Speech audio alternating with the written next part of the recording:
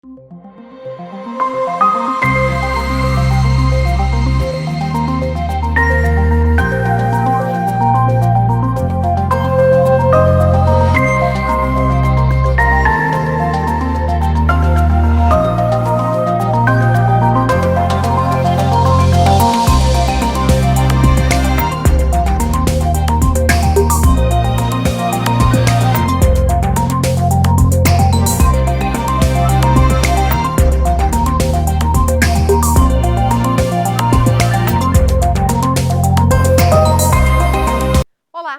bom dia para você!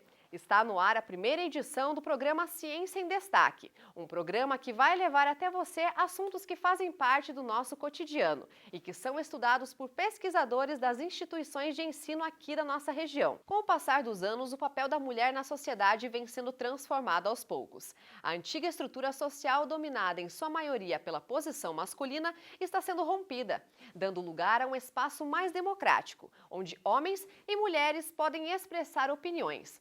Mas ainda tem muita coisa para ser transformada. A mulher ainda sofre com preconceito no ambiente de trabalho, com violência das mais diversas formas. Para falarmos sobre esse tema, recebemos em nosso estúdio as pesquisadoras Maristela Valério e Rosemary Moreira. Maristela Valério é graduada em Jornalismo e em Letras Português e Literaturas pela Universidade Estadual do Centro-Oeste, a Unicentro. Mestre em Letras também pela Unicentro. Foi professora de jornalismo e atualmente é doutoranda em estudos literários de Maringá. A sua pesquisa de doutorado é voltada para a literatura contemporânea de autoria feminina, por meio de questões relacionadas ao grotesco, a violência física e estrutural que sofrem os sujeitos menos privilegiados economicamente pela sociedade capitalista. A nossa segunda convidada é a professora Rosemary Moreira, graduada em História pela Universidade Estadual do Centro-Oeste, Unicentro, mestre em História pela Universidade Estadual de Maringá e doutora em História pela Universidade Federal de Santa Catarina. Atualmente é professora em História da Unicentro e do Programa de Pós-Graduação em História e Regiões. Ela pesquisa atualmente os seguintes temas: teoria feminista, história das polícias, gênero, corpo, violência e psicanálise. Obrigada, Maristela. Obrigada, professora Rosemary, por aceitar o nosso convite. Professora Maristela, que representações sociais nós temos das mulheres na literatura? Essas representações refletem o real papel na sociedade? Então, na realidade, se a gente for pensar na literatura contemporânea, nós temos várias formas de representações e nós temos algumas representações que são mais atuais, mas nós ainda temos aquele velho modelo da literatura, onde tem aquela mulher idealizada, à procura de um príncipe encantado, né? Isso também acontece. Quando a gente fala de contemporaneidade, a gente tem que entender que não existe um modelo fixo e único, né? Nós vivemos num ambiente bastante heterogêneo e na literatura isso se reflete, né? Mas o que a gente percebe na literatura de autoria feminina, que é o que eu estudo, é que essas representações elas sempre vão tentar trazer essa mulher que está em desassossego, né? Essa mulher que não está concordando muito com essa sociedade, que se sente de alguma forma mal, né? Que ela sente que ela não está no seu ambiente, né? Que ela precisa mudar alguma coisa. Então, essas representações, quando se trata de literatura de autoria feminina, a gente sempre vai ter a mulher ou como protagonista, né, da sua própria vida, ou como uma mulher que está tentando lutar contra esses padrões que já estão engessados na sociedade. Então, é uma mulher que não concorda, né? E essas são as representações que predominam na literatura de autoria feminina. O que a gente percebe, então, é que essa mulher já se impõe, né, diante dessas autorias, diante dessas histórias que são escritas por elas mesmas. Sim, isso é uma questão bastante importante. Até um tempo atrás, você falar que você estudava mulheres que escrevem era visto com um certo preconceito. Até nós estávamos conversando, né, um pouquinho antes da entrevista, né? Então, quando eu comecei a estudar literatura de autoria feminina lá na minha graduação, né, há um tempo atrás, e eu falava assim, as pessoas perguntavam, o que você estuda? Eu falava assim, eu estudo mulheres, né, estudo escritoras. E aí as pessoas falavam assim, nossa, mas por quê? Por que estudar mulheres? Isso não é universal, você tem que estudar autores universais. Mulheres, elas falam para um grupo muito restrito, né? E a gente até brinca, né? Na minha dissertação eu até brinquei, né? Que as pessoas falavam assim, que é uma literatura Marisa, que é de mulher para mulher. Como se os temas né, os temas femininos não fossem temas universais, né? E quando a gente, hoje, né, existe mais esses estudos eles estão um pouco mais valorizados, né? Hoje a gente vê muita gente estudando mulher, seja em qual área for, né? E na literatura também, né? Isso também acontece. E é importante a gente perceber como é importante você dar luz dentro do universo acadêmico a essas vozes femininas, essas mulheres que estão escrevendo, porque são temas que antes na literatura não eram discutidos, né? A própria questão da violência contra a mulher, né, que a gente vai falar, as questões referentes à maternidade, referentes ao assédio, à sexualidade feminina, isso era uma coisa que era deixada de lado e quando era tratada, né, pelos homens, né, que formam o cânone, né, que são os grandes escritores que formam o cânone da nossa literatura, né, que são os que são estudados nas escolas, para o vestibular, até na academia, né, são os mais estudados, eles vão tratar da mulher, mas de uma forma idealizada, né? Então, ou é a santinha, a moça para casar, pura, virgem, ou é aquela mulher fatal, né? E quando as mulheres, elas representam a si mesmas, a gente vai ver essa heterogeneidade, porque, afinal de contas, nós não somos uma coisa só, nós somos sujeitos, né? Que temos nossa história, temos os nossos conflitos diários, e isso aparece muito nessa literatura, esses detalhes da vida feminina que antes eram deixados de lado por esses escritores. Professora Rosemary, ainda nesse contexto social de construção da figura da mulher, o que se percebe ainda é que há um pouco de medo no trato com esse assunto? Sim, é o medo de embaralhar o feminino e o masculino, né? Então, essa ideia de que está muito demarcado essa fronteira e que em corpos, né, diferentes e que não pode ser misturado, né? Então, se você tem um corpo dito feminino, você tem que se portar de uma maneira dita feminina, né? Mas a feminilidade, ela é múltipla, né? Você pode ser feminina e ter o cabelo curto, você pode ser feminina e ser policial, né? Então, mas ainda existe bastante esse medo de embaralhar o que a gente chama, né? O gênero, né? Que o gênero é justamente a delimitação da fronteira. Ou você é um, você é outro, né? Você não pode ser as duas coisas. Professora Rosemary, o que a gente percebe é que a mulher está conquistando esse lugar também no mercado de trabalho, principalmente nessas profissões historicamente reconhecidas como lugares de homens. Então, o que hoje nós percebemos é que os papéis se invertem. Então, as mulheres saem para trabalhar e os homens também ocupam esse lugar conhecido como doméstico. A que se deve essa mudança de comportamento? Bem, é bastante complexo isso, né? Você pergunta para o historiador que não responde com uma frase só, né?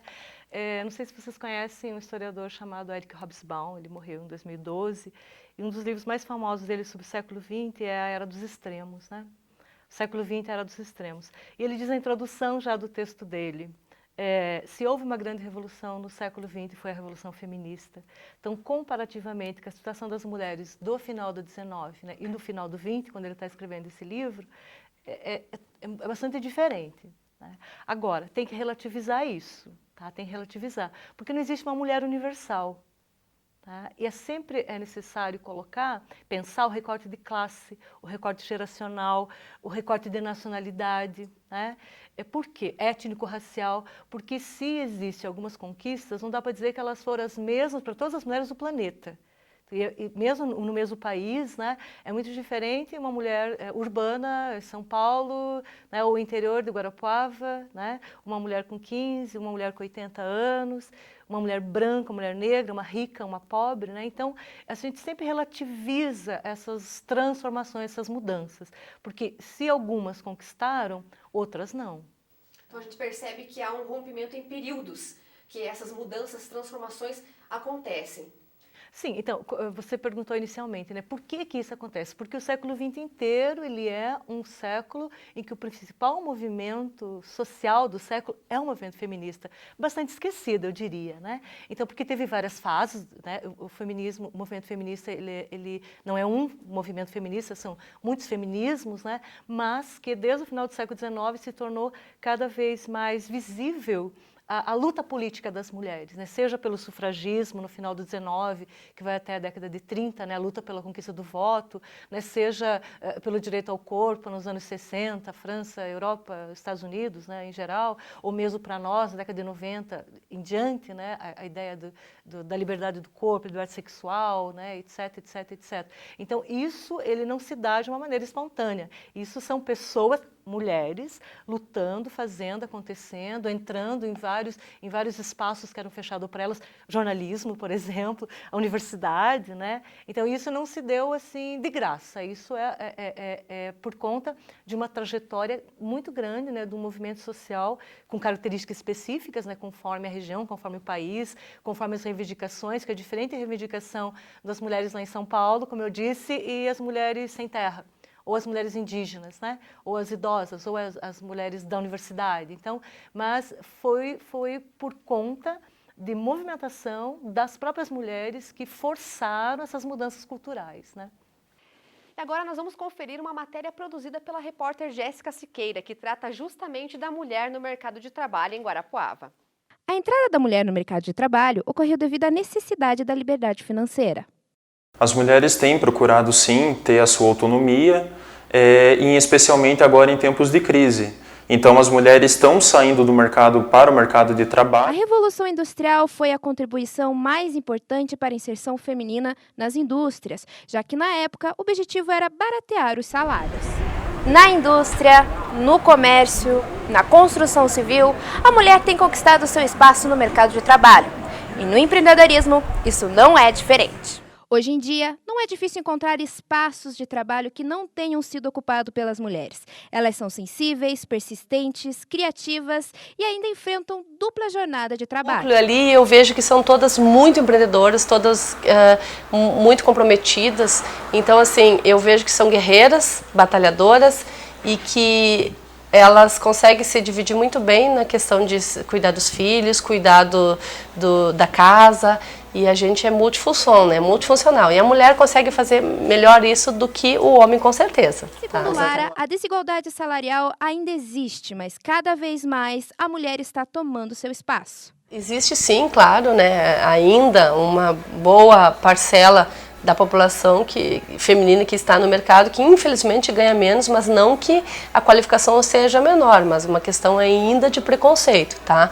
Mas eu acho que cada vez mais a mulher está tomando seu espaço. A baiana e microempreendedora individual, Jaciara Rodrigues, encontrou em Guarapuava a oportunidade de se estabelecer financeiramente. Ela confecciona adesivos personalizados para unhas, tornando-se um grande sucesso entre suas clientes. E eu vi um dia pela internet que o adesivo ficaria mais rápido, mais ágil para as manicure, né? Que no caso eu era uma manicure e sou ainda, em alguns horários vagos eu sou manicure com muito orgulho. Que foi através de ser manicure que eu pude abranger meu trabalho como adesivete. Jaciara relembra que começar o seu próprio negócio foi um caminho difícil e cheio de preconceitos. Então nós sofremos todos os dias, por todos nós sofremos algum tipo de preconceito. E no meu trabalho também, porque quando eu comecei as pessoas falavam assim, é adesivo não dá dinheiro, você vai passar fome. O ato de empreender, por si só, já é um grande desafio. Iniciar um negócio, passar por todas as fases do seu desenvolvimento e se manter no mercado é hoje um processo desafiador. Porém, para as mulheres, as dificuldades são ainda maiores. Nós não podemos desistir. Se você quer uma coisa, você tem que ir fundo, porque você pode, todos nós podemos. Infelizmente, ainda vivemos em um mundo onde as mulheres sofrem algum tipo de preconceito no meio empresarial. A administradora Kellen Siqueira já sofreu com o fato de ser uma mulher em um trabalho considerado pela maioria para homens. Então, no meu penúltimo trabalho, né, a minha função era vendedora externa de uma determinada empresa, e eu tinha que viajar, né? Então, lógico que a gente primeiro pensamento, esse negócio esse emprego é para homem, né? Viajar, ter que visitar os clientes fora, deixar a filha em casa, enfim. O obstáculo que eu sentia, assim, que eu vivia, era a questão, porque a maioria dos clientes eram homens, né? Eram empresas, então eu falava geralmente com os proprietários. Então, lógico, é complicado porque eu sou mulher. Aí eu chegava lá para atender homens, queira ou não queira, sempre tem uma gracinha, uma piadinha. No ambiente das micros e pequenas empresas brasileiras, é muito relevante a presença das empresas criadas e lideradas por mulheres, que não só constroem para si uma alternativa de inclusão ou permanência no mercado de trabalho, mas também geram empregos e promovem inovação e riqueza, contribuindo para o desenvolvimento socioeconômico do país. Então, professora Rosemary, nós vimos na reportagem alguns pontos marcantes sobre essa presença da mulher no mercado de trabalho, mas ainda fica nítido que há essa desigualdade. De que forma essa desigualdade se manifesta? Bem, em vários pontos, né? Algumas já foram colocadas ali na reportagem. O salário, né? O salário é um deles, né? As mulheres fazendo a mesma função recebem cerca de 23% a menos, né? do que um homem. Isso é 23% a menos, é bastante. É uma diferença, né? Isso. A própria ONU tem esses dados também, né? Esse número é específico para o Brasil, né? Recente. É claro que esse percentual ele varia se é um homem branco e uma mulher negra, tá? Como eu disse para vocês. Esse recorte sempre tem que ser feito, né? Então, se é uma mulher negra, se é uma mulher branca, se ela é rica, se ela é pobre, né? Então, sempre tem que fazer esse recorte aí, né? Isso é uma das maneiras de se manifestar a desigualdade. A outra é o assédio, que não foi comentado ali, né? O assédio moral e o assédio sexual, em que as mulheres são majoritariamente as vítimas do assédio sexual. Isso acontece só em empresas, isso acontece em escola, acontece em universidade, acontece em empresas de jornalismo, né? Isso acontece em todos os lugares que as mulheres trabalham.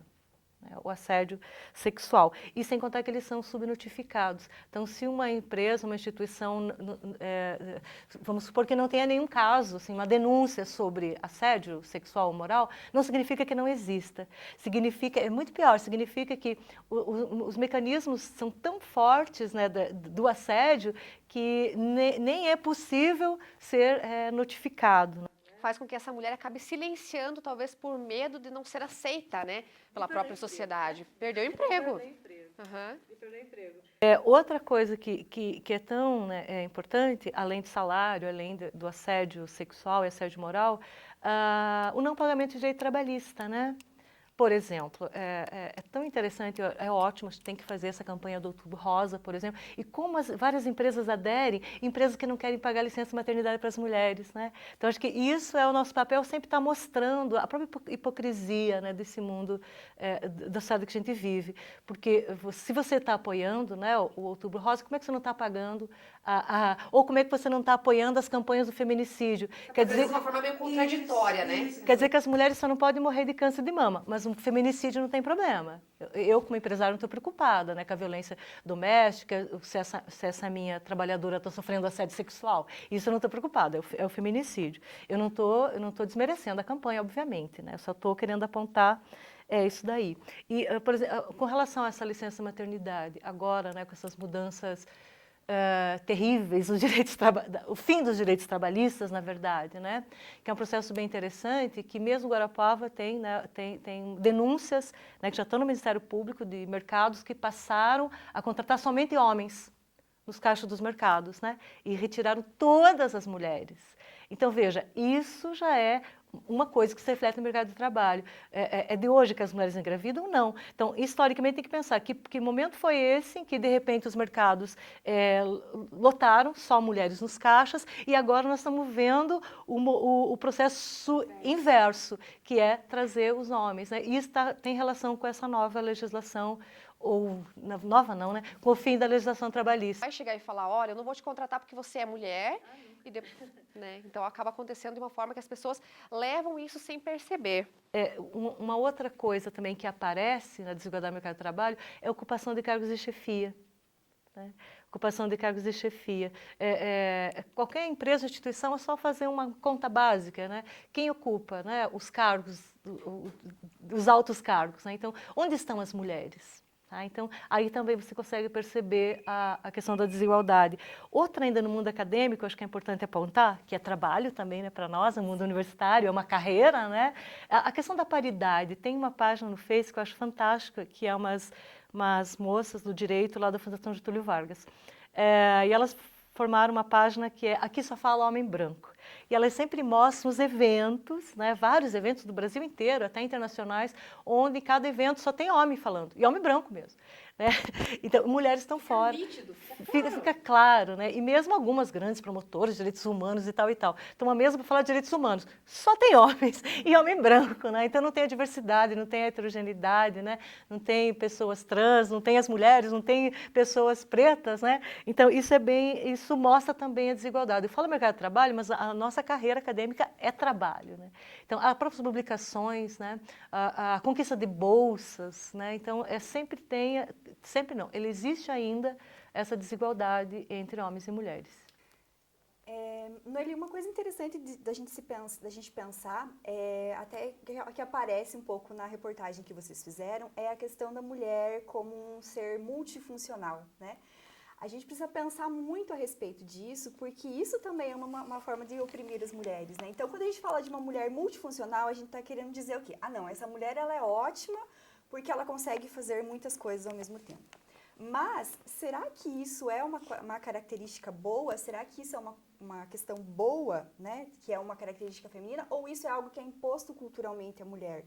Então, a mulher que trabalha, que cuida de casa, que cuida dos filhos, que é responsável ali por gerir todo esse ambiente doméstico que ainda tem que dar conta do trabalho, na verdade, ela é uma mulher oprimida, né? O ideal seria que essa mulher contasse com uma rede de apoio, né, familiar, né, marido, dos filhos, para que ela não se sobrecarregasse com multifunções. Então, isso é uma coisa que nós precisamos desconstruir, que essa característica multifuncional da mulher é algo inato dela, né? Como se fosse uma essência da mulher ser multifuncional, e entender que isso é uma questão cultural, né? E isso não é positivo para as mulheres, né? Isso sobrecarrega essas mulheres e faz com que elas façam muito mais coisas do que elas deveriam fazer.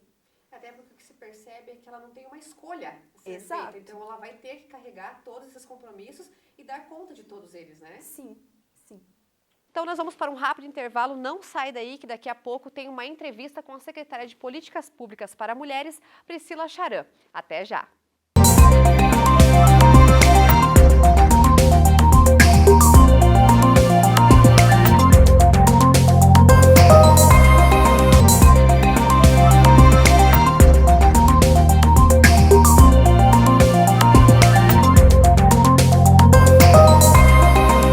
De volta com o programa Ciência em Destaque.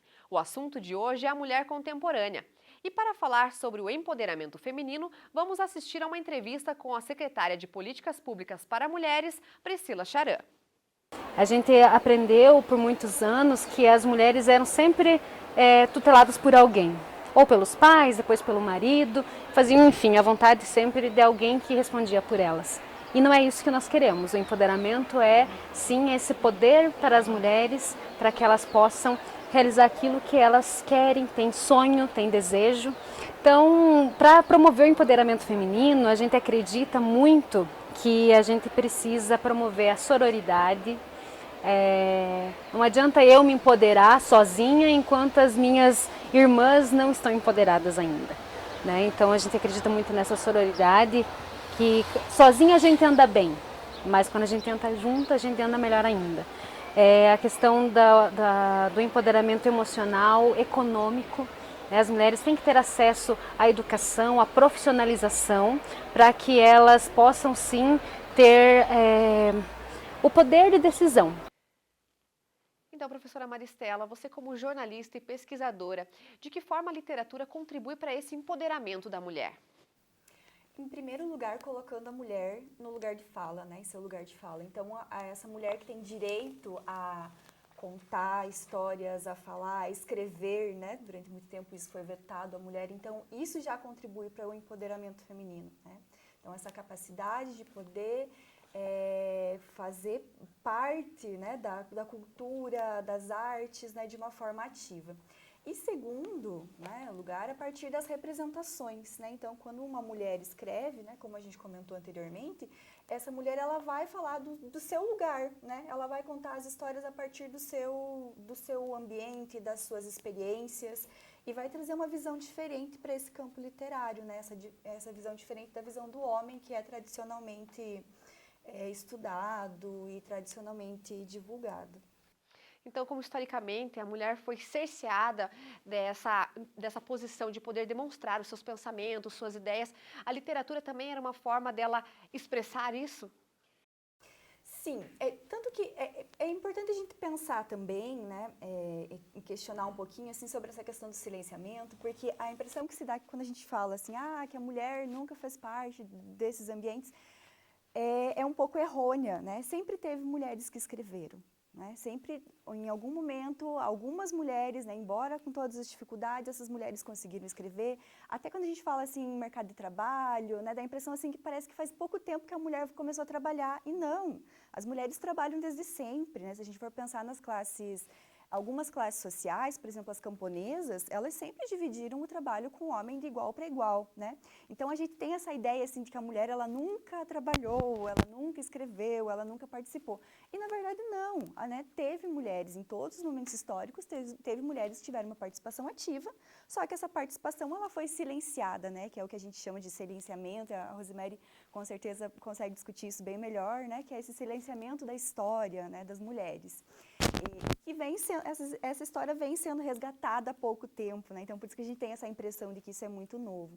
Então, quando a gente pensa nesse silenciamento das mulheres na literatura, a gente tem que pensar que existiram muitas mulheres que escreveram. Inclusive, hoje, né, até esse ano, foi relançado um livro de uma escritora chamada Maria Firmino de Jesus, que escreveu lá no século XIX, escreveu o primeiro romance abolicionista do Brasil. Então, até o ano passado, não se sabia que uma mulher tinha escrito o primeiro romance abolicionista do Brasil. E ela escreveu, esse livro existiu, era uma mulher negra, né?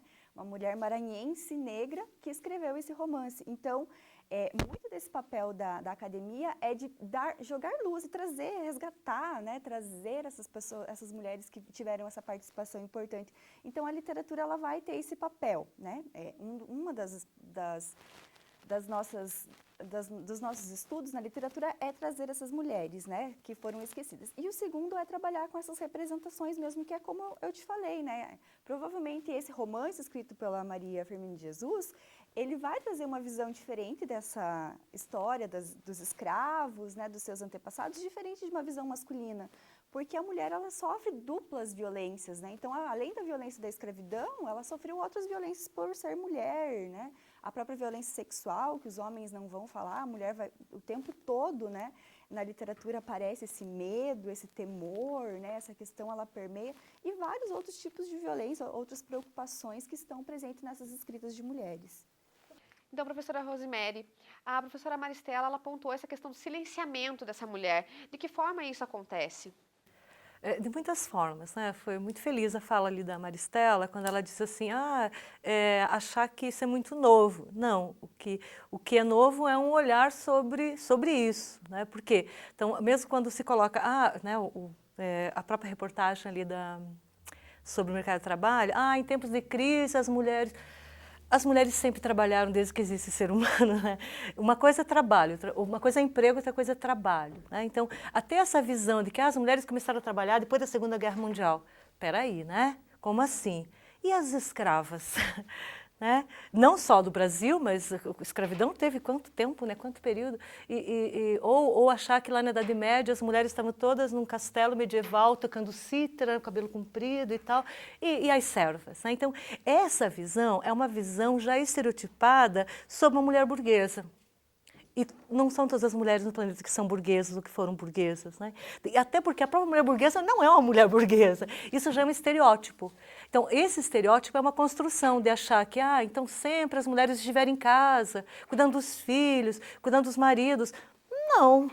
Isso talvez se resumiu para um grupo em determinado período, né, do século XVII para frente, que é essa família burguesa. Essa família burguesa que o homem trabalha fora, né, a mulher em casa com os filhos. Isso jamais foi a realidade das mulheres trabalhadoras. Das mulheres no campo, ou mesmo as mulheres nas grandes cidades, porque elas sempre tiveram, no espaço público, elas sempre tiveram, mesmo não tendo emprego muitas vezes, mas elas sempre estiveram sobrevivendo, né? Trabalhando para sobreviver. Então, acho que isso tem a ver com o silenciamento, né? Por quê? Porque quando você olha para o passado já com o estereótipo de uma família, você apagou todas as outras. Então, as mulheres não trabalhavam nessa Segunda Guerra Mundial. De novo, né, estou repetindo. Né? Então, não, significa que você está falando de uma mulher da classe média que após a Segunda Guerra Mundial, né, entrou no mercado de trabalho. Agora, as mulheres do planeta não se resumem às mulheres da classe média. Pode-se dizer, então, que foi dado um destaque maior a uma posição, a posição dessa mulher burguesa, deixar em detrimento dessa mulher mais pobre, com menos condições de aparecer na sociedade. Uma maneira de olhar para o passado que já era estereotipado e que apagava as outras mulheres da história. Então, o silenciamento ele vem desse processo, né? Então, realmente, não é que as mulheres não falavam, ou que não estavam no espaço público, ou que não estavam na política, ou que não estavam no sindicato, ou que não estavam nas fábricas. Essas mulheres não eram vistas. Então, uma coisa do não silenciamento não é que não havia fala, não havia ouvidos para ouvir. Né? Não havia uma sociedade que quisesse ver, né, e ouvir esses grupos que existiam e existem, né, há bastante tempo. E aí você me perguntou, Noeli, a respeito da questão da literatura, né? E em relação a essa questão do silenciamento, a literatura ela acaba contribuindo para isso, né? Se a gente for pensar lá, os romances que a gente mais estuda na escola, né? José de Alencar, Machado de Assis, e até os franceses, né? O Flaubert com a Madame Bovary, né? Que é um clássico, eles vão tratar dessa mulher burguesa, né? Essa mulher entediada que fica em casa e que ela lê e aí ela não sabe o que faz da vida dela. Então, acho que isso contribui porque representa um grupo muito específico como se fosse a totalidade dessas mulheres.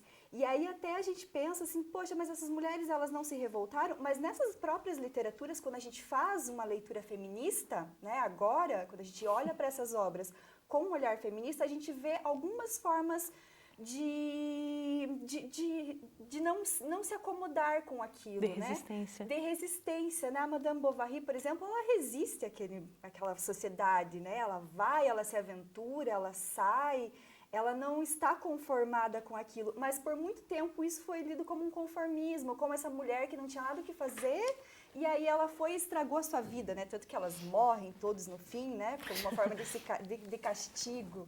Então, quando a gente vai com essa leitura feminista, agora a gente percebe essas formas de resistência que existiam nessas mulheres ali, que era um grupo muito específico representado dessas mulheres burguesas, né? E a gente percebe todas as outras personagens em volta que cumprem suas funções, né? Elas têm empregadas que trabalham, né? Elas têm várias outras questões e aquele grupo específico que acaba sendo tomado como a maioria, como todas as mulheres. É um grande grupo, né? E de várias mulheres em vários contextos, né? E acho que é isso que é preciso a gente ampliar e ter essa visão e dar essa visibilidade hoje, muito mais quando esse tema está sendo discutido, para essas mulheres que ficaram esquecidas no passado. Então, professora Maristela, com esse avanço das tecnologias, nós percebemos que há um espaço maior para as pessoas divulgarem as suas ideias e pensamentos. Esse local, ele permite realmente com que sejam levantadas discussões interessantes ou ele acaba engessando opiniões de senso comum?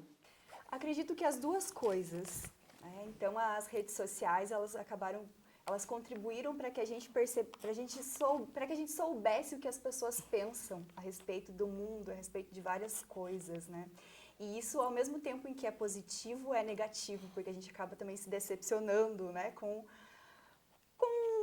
as pessoas que estão em volta. Mas, quando a gente fala de feminismo especificamente, as redes sociais elas tiveram um papel muito importante, tanto que nós estamos vivendo um momento que poderíamos considerar até uma outra onda feminista, né, que é esse feminismo cibernético, esse feminismo das redes.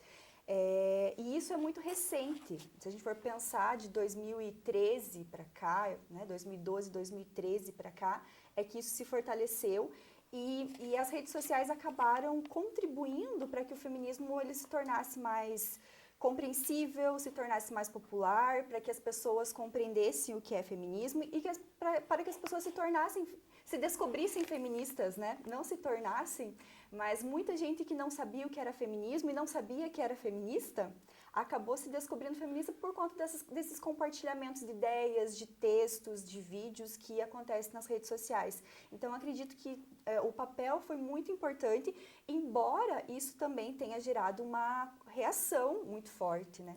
Se a gente for ver, existe uma reação muito forte ao feminismo que sempre existiu, mas que nas redes sociais ela aparece mais. Mas, se a gente for fazer um saldo, eu acredito que teve um papel muito importante, sim. Não sei se o que a Rosemary pensa a respeito disso. Então, eu concordo, acho que é isso mesmo, tem os seus prós e seus contras, mas obviamente que a gente não pode condenar ou demonizar a tecnologia. A questão é o uso que é feito dela.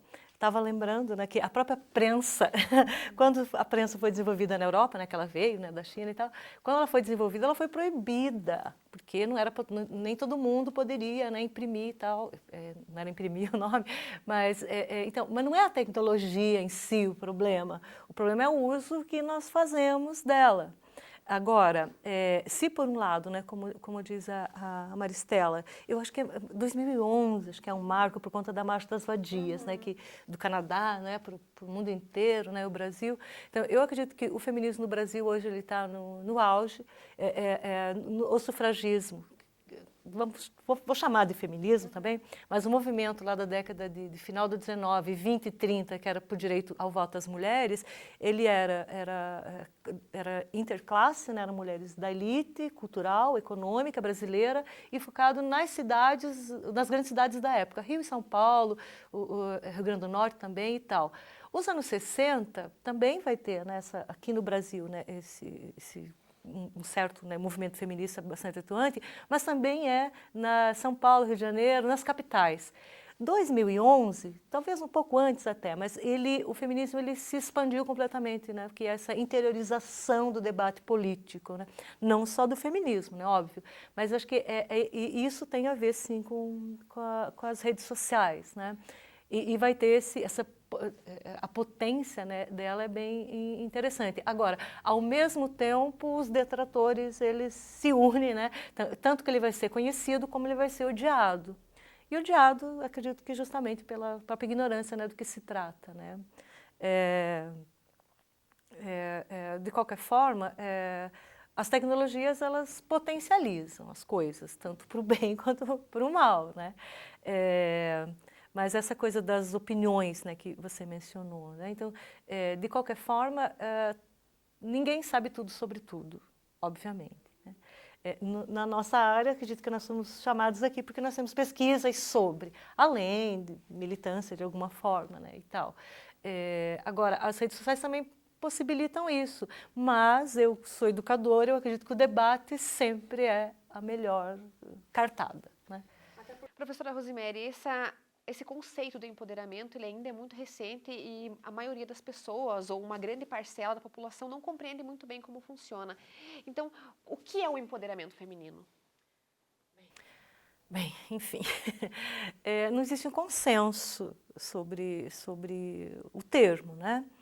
Empowerment, né? Que ele foi abrasileirado, né?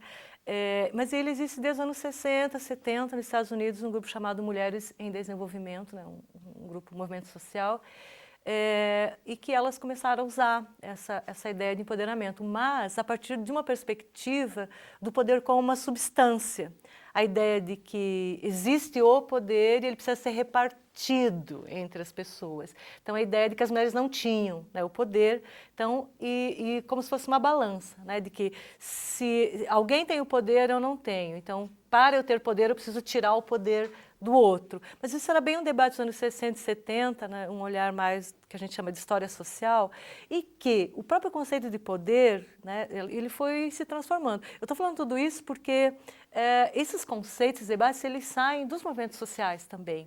Então, não existe essa separação, o mundo acadêmico, onde se debate, se criam as teorias, e os movimentos sociais. Então, eles estão completamente imbricados. Tá? Isso, né, no chão da fábrica, vamos dizer assim, né? Então, o movimento feminista ele é totalmente imbricado ao mundo acadêmico. Claro que vai ter algumas brechas, separações e tal, mas, enfim, é para dizer que ele não sai do vácuo. Não é alguém lá no mundo acadêmico que cria aquela teoria e é aplicado. Não é assim. É na luta política, é num contexto específico, né, político, econômico, histórico, que vai surgindo o conceito. Então, nesse momento de 60 e 70, era muito mais essa concepção mesmo de que os homens precisam perder poder para a gente poder ter poder. Mas isso né, depois, a partir de outra perspectiva também feminista, né, principalmente com relação ao conceito de poder do Foucault, que o poder não é um objeto, né, o poder é uma relação, o poder ele só existe, né, na relação entre os sujeitos, em que se chega, né, outros grupos que eu acho que é o uso mais contemporâneo, não significa que exista só esse, né? Que o empoderamento não é ninguém que vai te dar, né? Então, o empoderamento ele tem a ver com as políticas governamentais, né? Então, você ser ou não empoderada não significa que você não vai sofrer nenhum tipo de preconceito. A questão é como você vai fazer o enfrentamento. Estar empoderada, uma mulher estar empoderada, ela conseguir, dentro daquele contexto que ela está, fazer frente àquele tipo de preconceito, àquele tipo de situação, né? Que foi exatamente o que a secretária, né, maravilhosa, Priscila, comentou. Então, o Estado tem um papel fundamental nisso. Então, o Estado tem que criar políticas públicas para o empoderamento das mulheres. Então, não é o Estado que vai dar empoderamento para as mulheres, ninguém vai dar. Isso é uma questão do sujeito, mas o Estado precisa criar condições, né, para que as mulheres se compreendam dentro desse processo histórico como pessoas, né, que são capazes, acreditar que são capazes e que mesmo que a sociedade inteira diga o contrário, elas consigam fazer um enfrentamento. É isso que é estar empoderada. Não significa, então, que do dia para a noite, estou empoderada, né? Clique, quer dizer que acabou o machismo, não vou sofrer mais assédio sexual. Vai. Você vai sofrer a vida inteira, né? Isso já é um aviso para todo mundo.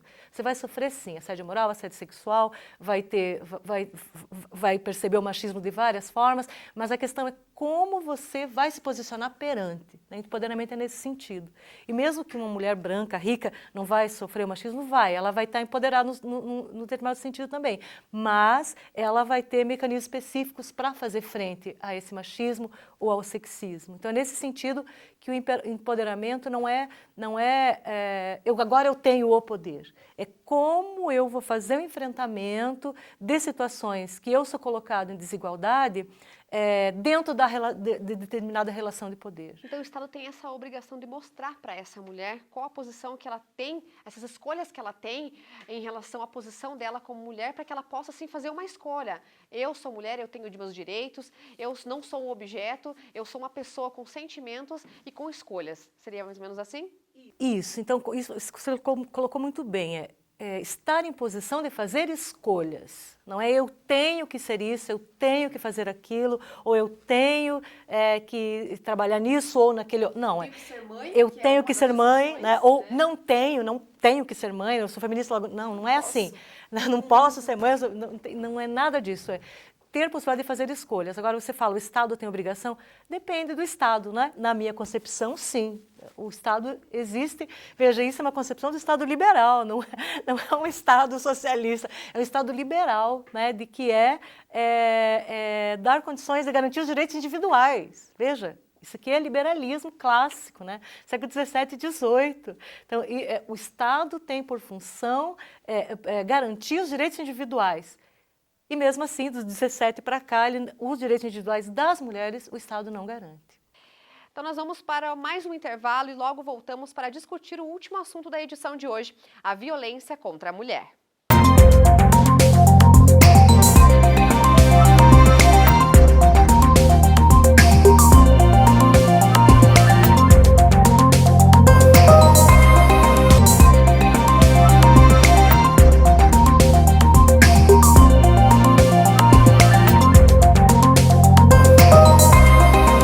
Pesquisa do Datafolha, divulgada pela revista Exame em março deste ano, mostra que 22% das brasileiras sofreram ofensa verbal no ano passado, um total de 12 milhões de mulheres. Além disso, 10% das mulheres sofreram ameaça de violência física, 8% sofreram ofensa sexual, 4% receberam ameaça com faca ou arma de fogo.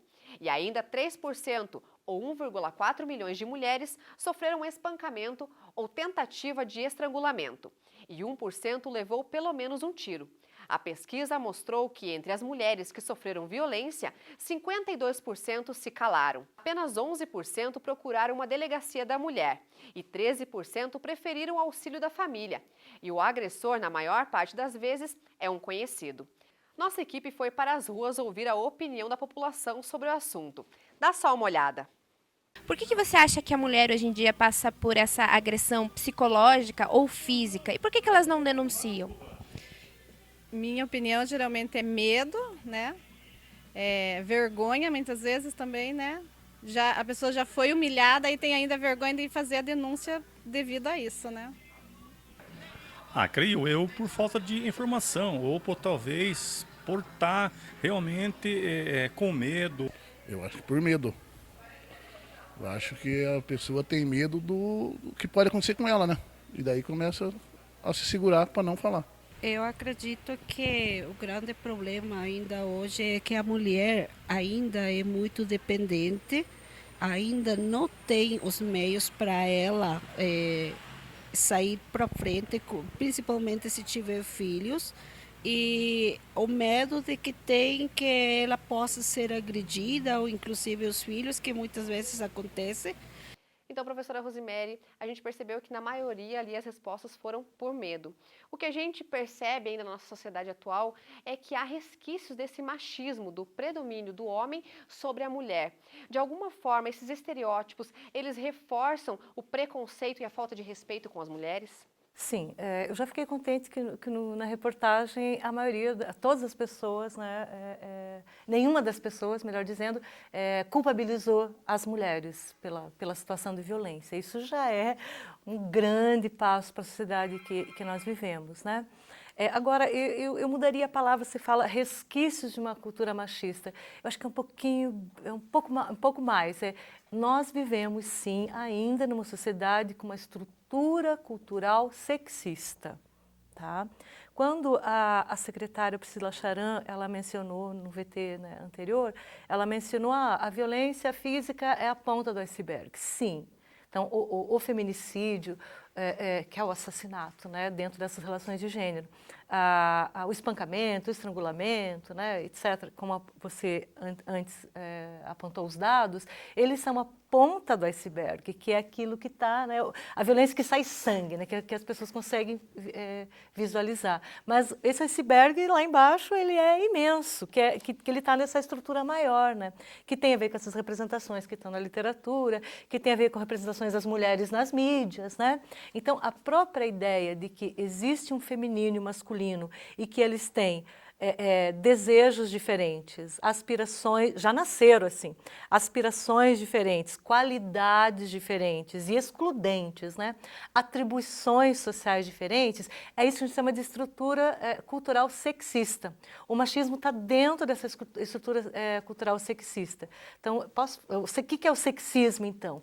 É essa concepção, né, de que nós somos quem nós somos, o que nós queremos, o que nós fazemos, o que nós podemos fazer, tem a ver com o sexo que a gente nasceu. O sexo mesmo, vagina, pênis. Então, se você tem um pênis, você pode ser astronauta. Você nasceu com uma vagina, não, você deve ser mãe, pronto, né, e ponto. Então, isso é o sexismo, nós julgarmos as pessoas a partir do sexo que elas têm. O machismo está dentro do sexismo, é uma parte do sexismo, que é a crença de que quem nasceu com determinada genitália, masculina no caso, é superior aos que nasceram com a genitália feminina. Então, o machismo está dentro do sexismo, e isso é uma estrutura cultural, é uma maneira de ler o mundo, que a gente chama a partir do gênero. Né? Então, gênero não, é diferente da gramática, né, em termos de pesquisa, ele não é, na gramática o gênero é o feminino e o masculino, a gente usa no plural, né, os gêneros. Quando fala de categoria de análise, para pensar a sociedade, nós estamos falando de o olhar que já dicotomizou as pessoas a partir do feminino e masculino. E que isso é características que não podem misturar. Então, você é uma mulher, logo você não é corajosa. Isso determina certos comportamentos sociais. Determina tudo. Para quem pensa dessa forma, determina tudo, né? Determina tudo. Então, é um viés que exclui as pessoas conforme o corpo que elas têm. Exclui ou as coloca em alguns ambientes, né? E quando a violência é a ponta do iceberg, que é o que a gente observa, as pessoas conseguem visibilizar, mas além disso tem a própria violência simbólica, né, que a gente chama, que quando o próprio dominado ele se vê a partir do olhar da dominação, é o que a gente chama de violência simbólica. Por que continua tanto tempo, né, essa estrutura cultural? Porque as próprias mulheres, eu não estou culpabilizando as mulheres, eu estou dizendo que nós todos, homens e mulheres, estamos mergulhados numa cultura machista e sexista. E é muito difícil, por isso que você comentou anteriormente a questão do empoderamento, que é justamente romper com esse olhar da violência simbólica. A violência simbólica é quando eu sou dominado e eu concordo com a dominação. Eu concordo porque eu me vejo a partir do olhar da dominação. Ah, mulheres não são boas motoristas, né? E essa generalização às mulheres, né? Então, isso é uma estrutura cultural. E nós todos somos sexistas ou machistas em níveis diferentes. Alguns sabem mais sobre isso, sobre si, outros sabem menos, né? Agora, por isso que eu digo, não é um mero resquício. Ele é o cerne de uma sociedade, né, inteira. E, por isso, muito mais difícil de transformar. Porque mudanças tecnológicas são rápidas, né? Agora, mudanças culturais é muito mais lento. E a resistência das pessoas às mudanças culturais é muito grande. Falando sobre a questão um pouco da culpabilização dessa mulher, o que a gente percebe é que a violência ela não acontece de uma vez só. Então, o agressor ele não chega e coloca fogo numa vítima ou assassina ela de uma vez só. Esses toques, essas violências vão acontecendo aos poucos. Então, em um dia, essa vítima pode levar um soco, no outro dia não acontecer nada, aí no próximo dia ela levar um tombo ou qualquer coisa assim. Então, a gente percebe que são etapas da violência e por isso que essa vítima, às vezes, na maioria das vezes, acaba ficando presa a esses relacionamentos também. Então, é bem complexo isso, né? Que não tem como dizer que todos os casos a resposta é sempre a mesma. Teve uma senhora ali na reportagem que disse, é porque ela é dependente. Até bem pouco tempo atrás, se imaginava que se a mulher tivesse independência financeira, ela conseguia romper, né, com um ciclo de violência. Não estou dizendo que isso não seja importante, a independência financeira, mas não é ela que vai garantir o rompimento desse, porque a dependência ela pode ser emocional. Por isso que nós falamos que é muito mais complexo, né, quando você ama o agressor, quando o agressor é o pai dos teus filhos, né, quando ele é o teu namorado, quando ele é teu irmão, quando ele é teu tio. Né? Como você falou, a violência contra as mulheres ela se dá no âmbito do privado. Tá? Pouco tempo atrás, alguém comentando de que mas a violência contra os homens, o homicídio é muito maior. Sim, é maior. Então, em termos de homicídio no Brasil, 97% quem morre assassinado? Homens. E o restante mulheres, ok? Quem mata? Tanto homens quanto mulheres. Os homens, isso. Então, o que nós estamos discutindo, quando você discute a violência contra as mulheres, não é a culpabilização das mulheres, tem que pensar a masculinidade. Que masculinidade é essa que ela é construída culturalmente? O que é um homem, né? Como que um homem deve se portar para ser considerado um homem, né? Até porque as mulheres não precisam provar a feminilidade, não precisam provar eu sou mulher. Agora, a masculinidade é algo que culturalmente tem que ser provado 24 horas por dia. Ele tem que ser homem, né? O que é esse ser homem? E é uma masculinidade violenta. Óbvio que não existe só essa masculinidade, obviamente, mas existe uma cobrança cultural, social, que os homens têm que ser violentos para serem homens. Ele tem que agir com violência contra si mesmo, que é conseguir fazer coisas até do corpo que ele não conseguiria fazer, que é uma violência contra si, né? Ou até os próprios sentimentos, né? E já você mascarar o teu sentimento é uma violência contra você mesmo, né? E você tem que infligir violência contra si mesmo, contra os outros homens e contra as mulheres. Então, quando a gente fala de gênero, eu estou abrindo um pouco mais, não só violência contra as mulheres, pensar a masculinidade também, né? Porque os homens matam os homens. E matam dentro dessas relações de masculinidade, que são relações de gênero também. Né? A maioria dos homicídios no Brasil, também cerca de 87%, eles chamam de motivos fúteis. O que é um motivo fútil? Briga no trânsito. O que é isso? Disputa de masculinidade. Tá ali no baile, derruba bate na cerveja do outro sem querer, o outro já puxa a peixeira, né? Brigam, morre e matam. Né? Então, a maioria de quem morre assassinado no Brasil são homens, no espaço público e é por desconhecido. O caso das mulheres é totalmente o inverso, é no dito espaço privado, mesmo que seja na rua, em termos físicos, é o ex-namorado, é o tio, é o primo, ou mesmo os casos de estupro, né? A maioria também são conhecidos, são da família, né? Também cerca de 80 e poucos % são conhecidos com relação aos estupros, mas é justamente isso que nós estamos falando, essa ideia de público e privado. Então, por isso a gente fala, é uma violência específica contra as mulheres dentro dessas relações de gênero, né? Em que os homens se compreendem como dono dos corpos das mulheres. Então, um fator ainda nós repensarmos essa posição de quem são esses homens e quem são essas mulheres, né? Professora Maristela, na literatura, como essa mulher ela é representada? Ela ainda tem essa questão da mulher submissa, da mulher poderosa? Como que a literatura descreve? Bom, a gente tem que pensar que a literatura, primeiramente, é um espaço heterogêneo, né? Então, a gente vai ter representações de todos os tipos, né? Independente, isso vai depender muito de quem escreve, onde escreve, qual papel ocupa, né? Que voz está representando. Então, essa é uma questão importante. Quando a gente pensa nas mulheres, nas representações de mulheres feitas por escritoras, né, que é o que eu posso falar com um pouco mais de propriedade, a gente vai perceber que há uma tentativa de subverter algumas questões, né? Então, como a professora Rosemary falou, a respeito dessa questão das violências, né, que não existe apenas a violência física, mas também a violência simbólica.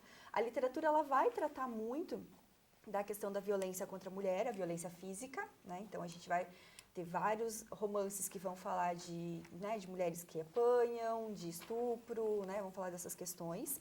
Mas também a gente tem, na grande maioria das vezes, representações de violências simbólicas contra as mulheres.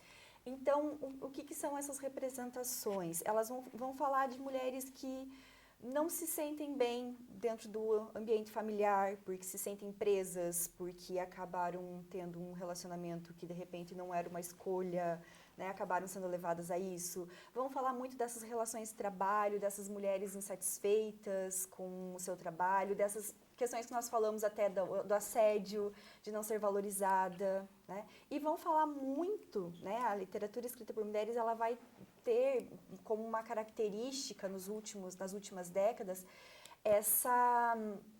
esse exame interior, né? Essa mulher que ela pensa a respeito dela mesma, né? Então, são literaturas, são romances psicológicos, né? Contos que vão falar sobre o que essa mulher sente, né? E aí a gente começa lá na Clarice, né? Há um bom tempo atrás, e vem, né? Até para as mais jovens que vão refletir sobre essas questões. E sempre é uma mulher, como eu falei anteriormente, que é uma mulher desassossegada, né? Ela não é uma mulher que se conforma. Então, quando a gente fala assim, se a literatura representa uma mulher empoderada ou uma mulher dominada, a presença da mulher dominada, ela pode até ter, né? Até tem essa mulher que, por algumas circunstâncias, ela está numa situação em que ela se sente dominada, mas ela nunca vai se conformar com isso, né? Ela sempre vai ter ali um movimento de tentar se libertar, ou de reclamar daquilo, ou de encontrar estratégias, né, para sair daquela situação, ou não se conformar com aquela situação. As conquistas sociais das mulheres estão em constante expansão, mas ainda há muito pelo que lutar. E esse assunto abre inúmeras possibilidades para discussões e reflexões. Eu agradeço a presença da professora Maristela e da professora Rosemary aqui no nosso estúdio. Eu que agradeço o convite. Eu que agradeço e parabéns pela iniciativa da temática. Muito obrigada. Esse foi o programa Ciência em Destaque. Eu fico por aqui. Um ótimo final de semana para você. Até o próximo sábado. Tchau!